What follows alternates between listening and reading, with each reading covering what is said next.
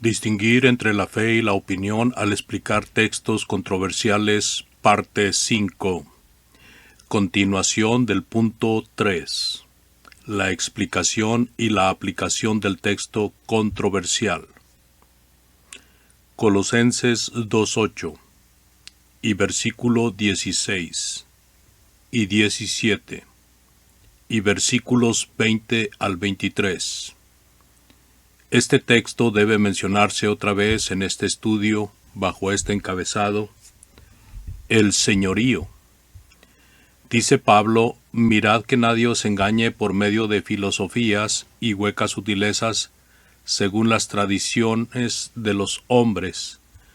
Nadie os juzgue en comida o en bebida o en cuanto a días de fiesta. Nadie os prive de vuestro premio. ¿Por qué? Os sometéis a preceptos tales como: no manejes, ni gustes, ni aun toques, en conformidad a mandamientos y doctrinas de hombres. Siempre ha habido miembros de la Iglesia del Señor que han querido y quieren imponer las tradiciones, doctrinas y mandamientos de ellos mismos sobre otros en la Iglesia bajo el pretexto de hacerles más santos. Pero el motivo verdadero es el deseo de alimentar su propio orgullo.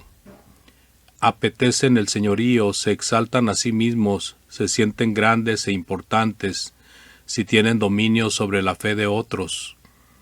El apóstol Pablo, un hombre verdaderamente grande e importante, dijo: no nos enseñoremos de vuestra fe, sino que colaboramos para vuestro gozo, porque por la fe estáis firmes. Segunda los Corintios 1:24. Algunos quieren imponer su voluntad por medio de la fuerza de los pulmones. La mentalidad de dictador se observa en el hermano que prueba su doctrina e impone su voluntad sobre otros con la pura fuerza de los pulmones. En este caso, el ruido sustituye al argumento válido. Esta táctica se emplea para intimidar al oponente y a los demás oyentes. Por lo visto, si el argumento de alguno es débil, el remedio es gritar.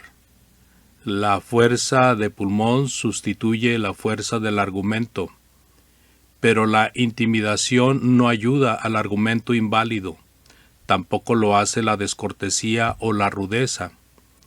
Otra característica notable del que busca el señorío en lugar de la verdad y la unidad es la de dominar el diálogo, queriendo convertir el diálogo en monólogo. Cuando su oponente comienza a refutarle, inmediatamente lo interrumpe diciendo: permítame. No le conviene que otro hable. Hay dos extremos que evitar. El liberalismo. El hermano liberal es el que ya va más allá de lo que está escrito para enseñar y practicar cosas no autorizadas por la palabra. Las iglesias liberales son las que ya no respetan la Biblia como se debe respetar. Dicen muy poco acerca de la autoridad de las Escrituras. Menosprecian la importancia de los ejemplos apostólicos. Han introducido mucho sectarismo en la iglesia. Ponen mucho énfasis en las actividades sociales.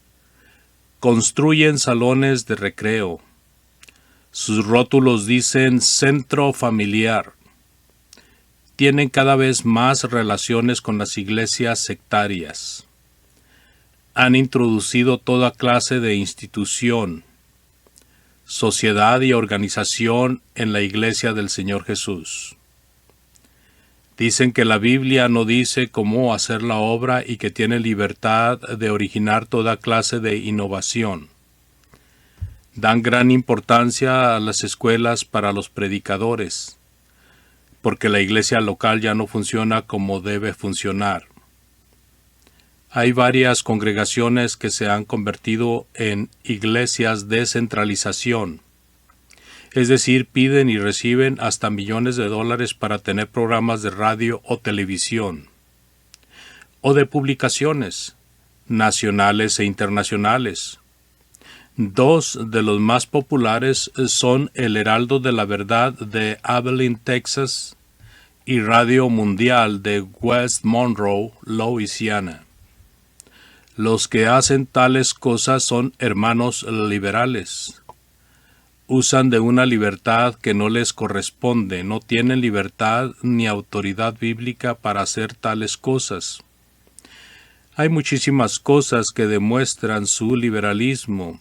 Con sus muchas actividades no bíblicas dan evidencia que son liberales en su actitud hacia las Escrituras.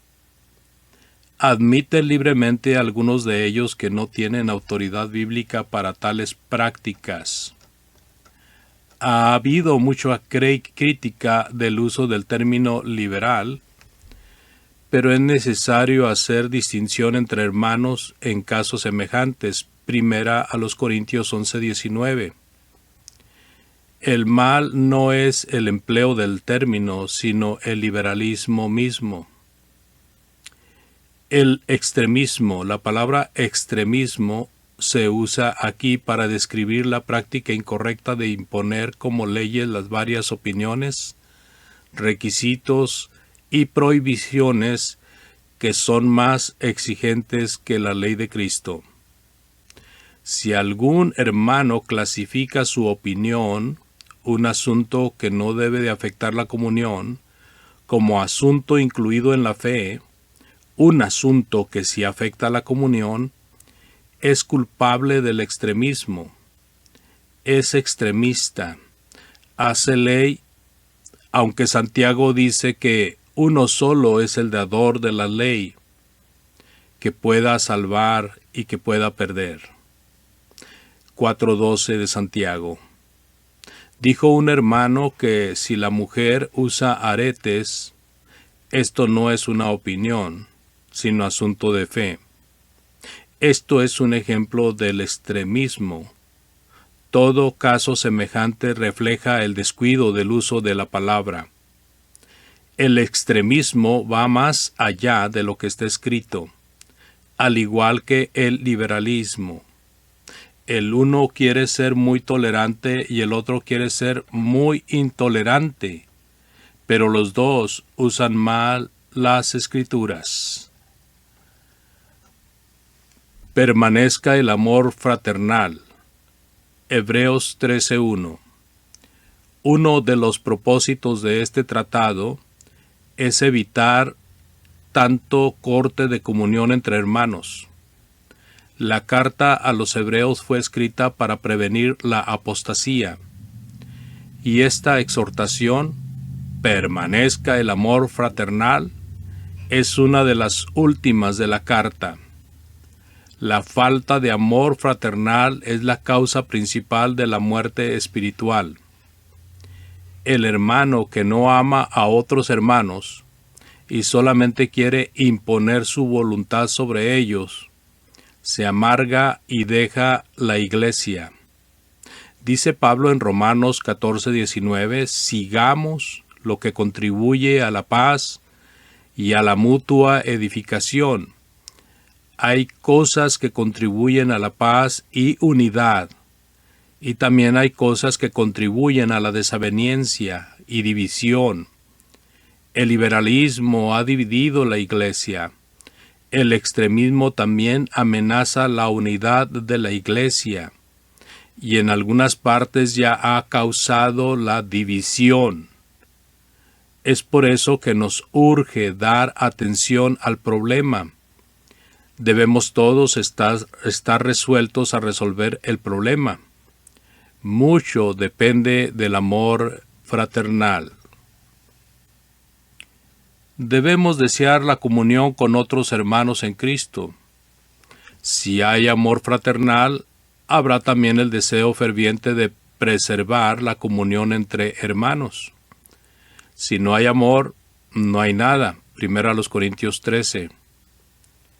Los que no se aman unos a otros no pueden resolver problema alguno.